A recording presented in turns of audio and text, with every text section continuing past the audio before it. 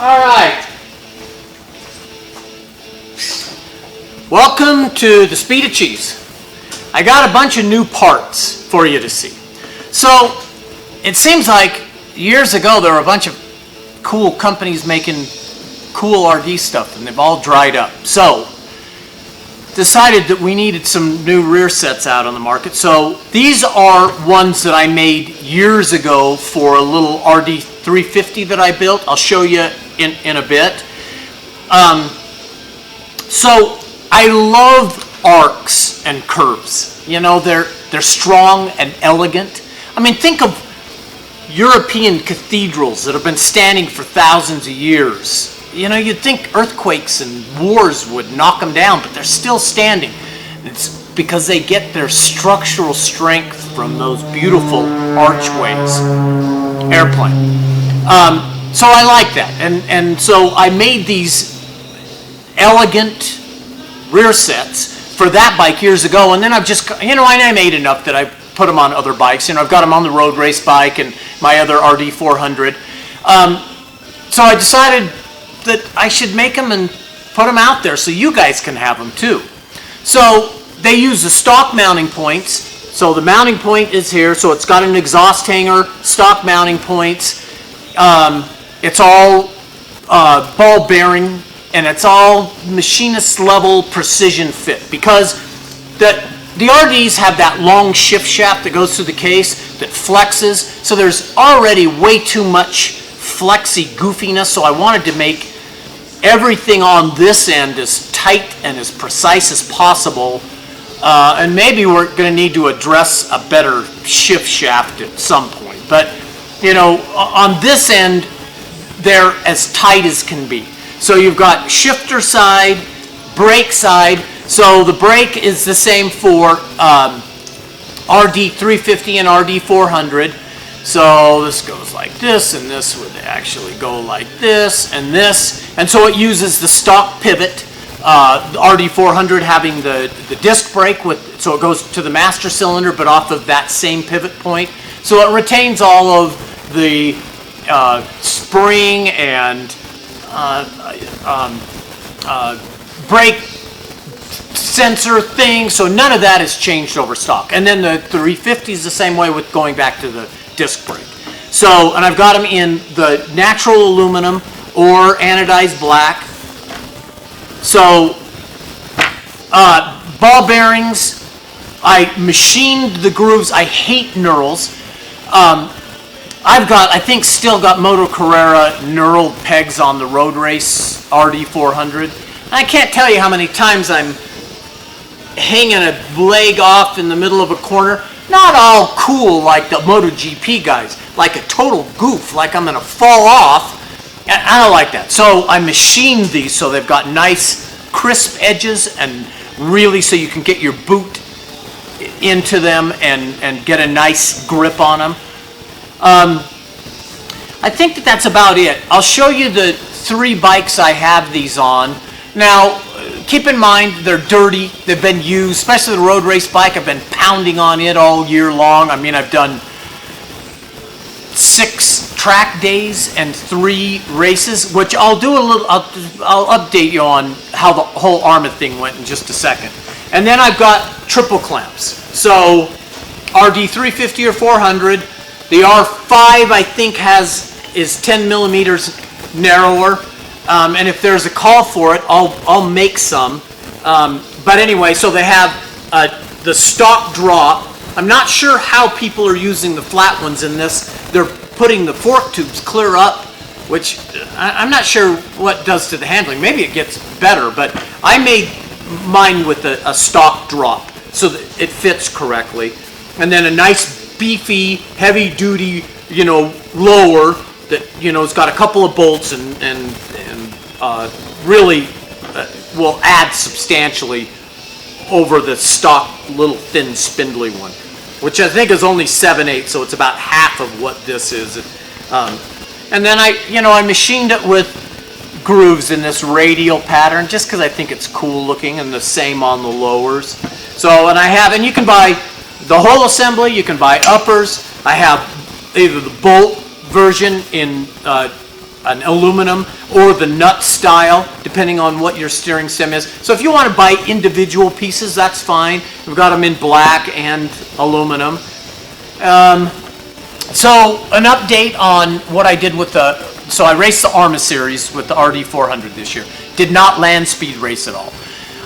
Needed a break. I needed a year to refocus because, I've got to get, but I'm going to race next year, so I've got to get the engine out of the, I'm doing a photo shoot with all these bikes Thursday, and then after that I'm pulling the engine out of the land speed bike, get it on the dyno, get it tuned and ready for next year. I want to be totally prepared and ready to rock and roll. I might need to make a new set of pipes. Depending, I need to send the sim to Wobbly and see if what he thinks of it, because I'm sure he'll say this is garbage what you're using, because I'm using old pipes, which port timing should be the same, so it should be pretty close, but I don't know. It's got this big dip in the middle, so I'm sure it's a pipe thing. Little scratch right there. So ARMA, I ran Willow Springs, which I had to go through the ARMA school on Friday, which was cool and learned a lot. The instructor also runs an RD 400, Mark Morrow, who's extremely fast. And then race on Saturday, I finished third, which I was just ecstatic about. Nowhere near the fast guys, but still it was good on a new track I'd never been to. So I was really happy with that. The bike ran just beautiful, but the fairing mounts, which I thought had plenty of room, they wore a hole in the bottom of the gas tank. So Sunday, I came to the track, and there's a big pool of fuel under the bike, and I tried to patch it with some of that gas tank thing, and it wasn't quite sealing, and I just finally thought, this is probably not a good idea to race. So I packed it in and went home. So I didn't race Sunday. But was happy with how everything went. This was a year of me trying to work out all the little bugs on that bike. So next year I'll be solid and be able to race really well. I raced Homeland in Topeka, Kansas, which was terrific. I thought the tuning would be pretty close because it's about the same level above sea level altitude. Altitude is the word we wanted there, as Willow Springs. So I thought, okay, it's going to be kind of close. Man, it wasn't. I spent my whole practice day tuning, and I finally put in the fattest jets I could, and I finally got it to run okay. So I went into the race on Saturday, hardly having been on the track, completely lost. Lost as far as I was sure where I was on the track. Through that race, I didn't do very well, but I got enough track time in then that I now knew the track. Went home to the motel that night and just watched YouTube video after YouTube video. So I went in Sunday, and I felt somewhat confident that I knew where I was at least, and did okay. It was mid-pack. I wasn't anywhere near the front, but I was still somewhat competitive in the middle of the deal, and I was okay with that. So now, at least next year, I'll know the track way better and know the tuning better. So which is what this whole year is going to be, is learning new tracks and where the bike needs to be. And then I ran Laguna Seca, which was a complete thrill for me. I've been there to watch MotoGP and World Superbike, but I'd never been on the track. So going there was just a momentous, just cool experience for me. It's way tinier than it seemed. So, first lap, I drove straight off the backside of the corkscrew. Luckily, they've paved it for idiots like me, because otherwise I would have been totally in the dirt.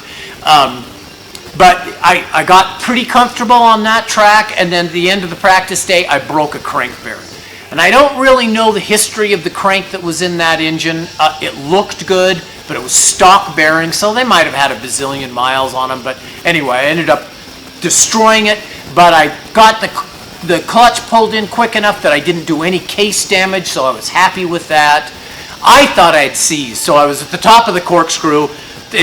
I thought it seized, pulled the clutch in, I was able to coast all the way back to the pits, which was good. Nobody had to pick me up. But I got back to the pits and thought, oh, it's all right. I got extra pistons, so we'll just clean it up. I hone. I'm all prepared for this. I mean, I'm a two-stroke guy. We've got to do this. Hold on, I got somebody at the door. Let me get. All right, where were we? The UPS guy. Oh, so Laguna Seca. Broke a crank bearing, so I didn't get to race. Very unfortunate that, to go all that way and have a crank bearing go. So I've got a new bottom end that I'm going to take with me wherever I go. So I don't ever want to miss out just because of something like that. So I've got to get that together. So I've got another case and transmission, and I need to get put a crank together for it, and that's about it. So that's my game plan for next year. I had a blast. It was really, I mean, I'm a land speed guy, but I really like going around the corners way more. I mean, I'm not sure, I think it's because my dad land speed raced. I was like a little duck, just walking behind, or whatever you're going to do, I'm going to do. So I ended up doing that, but land speed racing, really, you could put a monkey on one of those bikes. It doesn't really take any skill. Actually, the riding part of it. The building, and that's what I really get a kick out of, is still very enjoyable. I still really like developing all that stuff. Yeah, and I need to make another video on pistons, because we've got to revisit the piston thing, but I'm going to change it. The piston world has dried up. So I guess I'm going to go into the piston business, but we're doing standard piston. I'll still work on the two-piece thing, but we're going to just get some things taken care of. So we got that. I'm going to show you the rear sets and triples mounted on bikes, so you can see that actually on the bikes. Keep in mind they're been beat on, so they're dirty, but you get all that. I mean, you can see beyond that. They're not the pretty what you would get, but you understand that. I think that's it. So let's go look at bikes. Look at this little Victoria I've been working on. Of course, a little two-stroke. Yeah, we like that. So the road race bike. So you can see the brake side. Of course, this is a different because I mounted the master cylinder. I mean, you get the idea there. It's not stock. And then the shifter side. And then we've got triples. And the lower down there. Is that focused? Let's see. I don't know if that's focusing. Let's try that. That's better. Okay. And then let's focus here. So that you can see. And then my little Go Everywhere With Me RD400, which has, I was in El Mirage last weekend, so it has El Mirage dust. So it's an honor to have El Mirage dust. You got to. So this of course would be, a dirty, I don't think you can see that, a dirty assembly on the shifter side, and then the brake side, same thing. So you can kind of see that, and of course it has master cylinder, and then I'm working on a shifter that clears all this. I'm not perfectly happy with it yet, but we're getting there. Okay, and let's go look at the three.